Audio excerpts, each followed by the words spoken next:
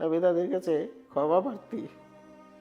ভাই ছেড়ে আসা এই যে সারা জীবনের জন্য ছেড়ে আসি তেমনটা তো নয়, কারণ জন্ম মৃত্যু বিয়ে ভাই একটাই। এই 3,000-4,000 টাকা দিয়ে কেমনে একজন মানুষ চলে? মানুষ এখানে কিন্তু আপনাকে বাটপার বা নাটকবাজ এরকম শব্দও কিন্তু লেখে কমেন্টসে।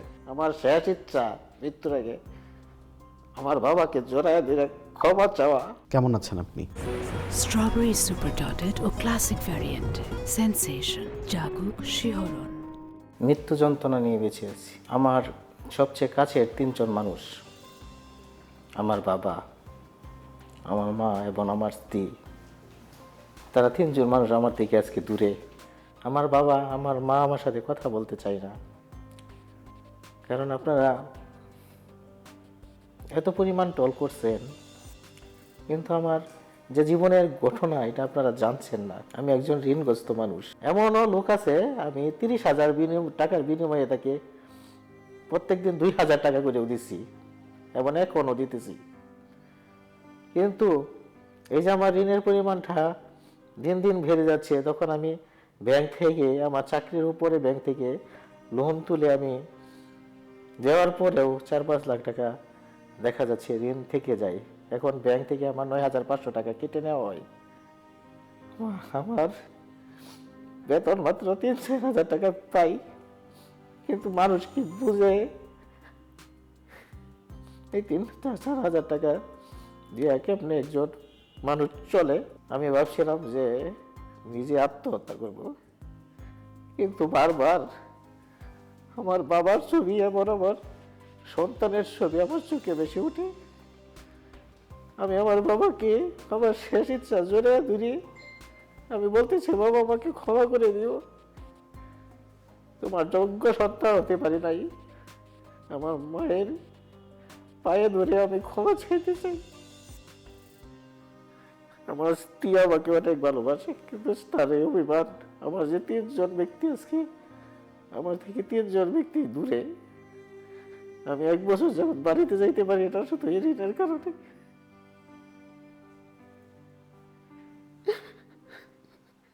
কিন্তু আপনারা তো টল করে যাচ্ছেন, কিন্তু মানুষের বাস্তব জীবন, আমি এটা 1-2 বছর যাবত এভাবে সাফার করে যাচ্ছি। এই হচ্ছে আমার জীবন। স্ত্রীর সাথে কবে শেষ কথা হয়েছে আপনার?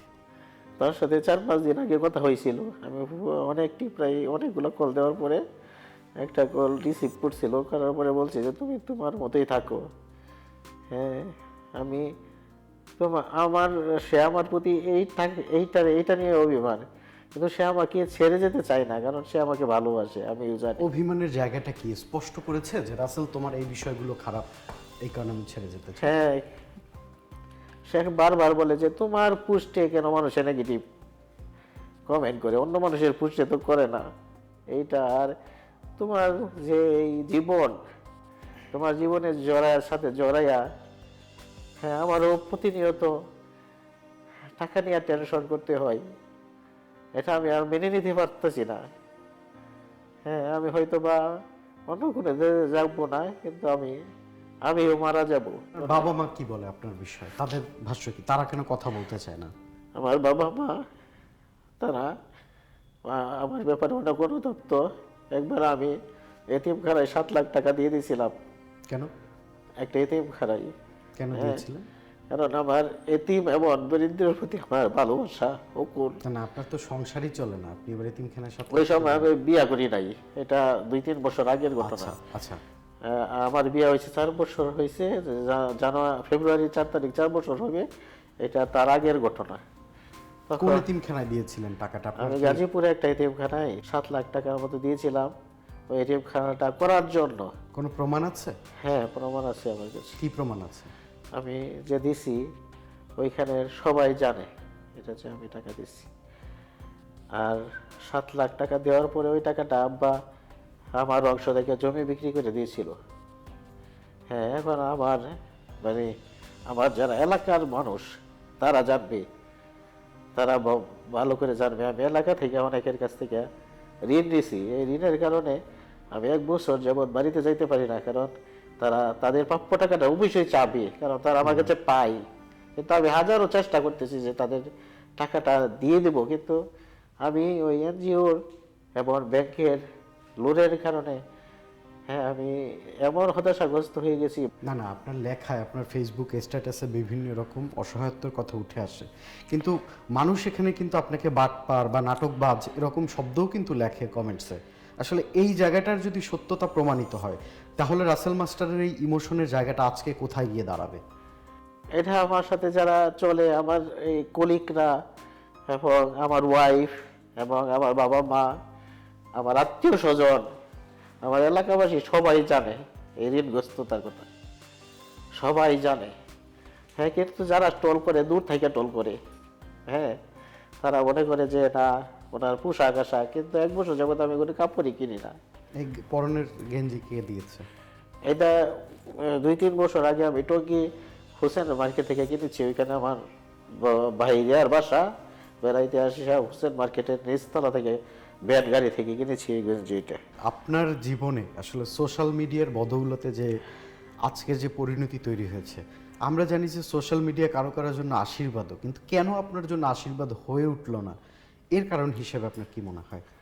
এটা শুধুমাত্র আমার যারা শুভাকাঙ্ক্ষী, একটু তাদের ভুল বোঝার কারণে তারা হয়তো বা ফেসবুকের জীবনটা দেখছে আমার, কিন্তু বাস্তবিক জীবনটা যদি আমার কোনো আত্মীয় স্বজনের কাছে জিজ্ঞাসা করতো, কিংবা আমার কলিগদের সাথে, আমার ওয়াইফের সাথে, কিংবা আমাকে যারা চিনে তাদের কাছে যদি জিজ্ঞাসা করতো, তাহলে আসল যে আমার যে আসলে আমি কি অবস্থায় আছি এটা তারা বুঝতে পারতো। আমি 1 বছর ধরে বাড়িতে যেতে পারি না।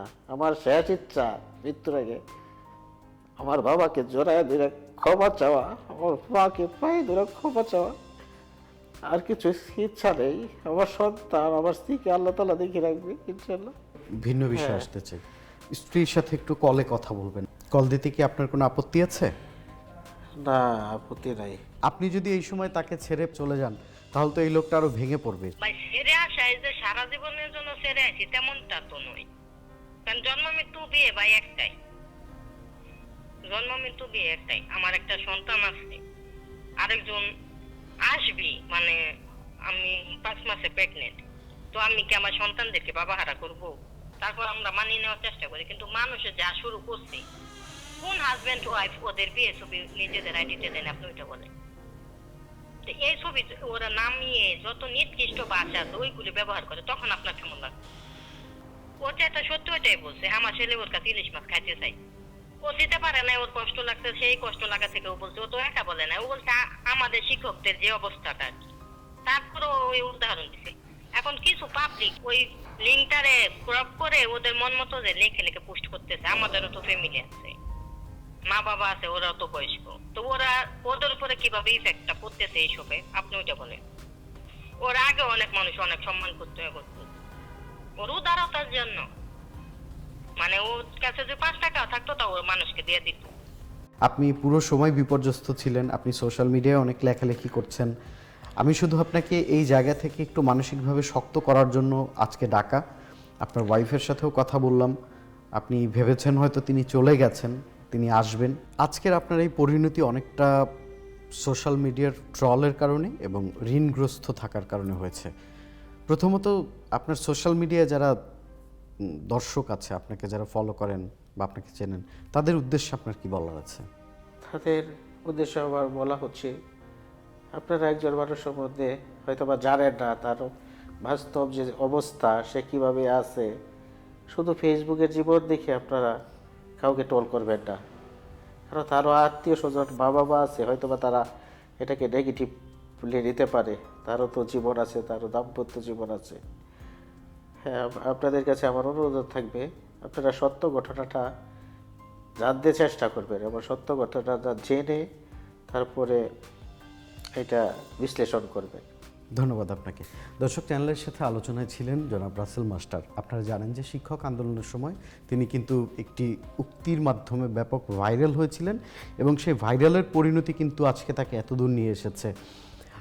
তার বউ রাগ করে চলে গিয়েছে, তার বাবা মা তার সাথে কথা বলে না, এবং ব্যক্তি জীবনেও উনি অনেক ঋণগ্রস্ত হয়ে পড়েছেন। সব মিলিয়ে আসলে একটা বিপর্যস্ত জীবন। সেখান থেকে আসলে তাকে আজকে নিয়ে আসার আমার একটাই উদ্দেশ্য, সোশ্যাল মিডিয়াকে যারা নেগেটিভভাবে ব্যবহার করে ভাইরাল সংস্কৃতির দিকে আগাচ্ছেন, আপনাদের একটা শিক্ষা নেওয়া উচিত যে জীবনের সব ভাইরালই আসলে সুন্দর সময় বয়ে আনে না।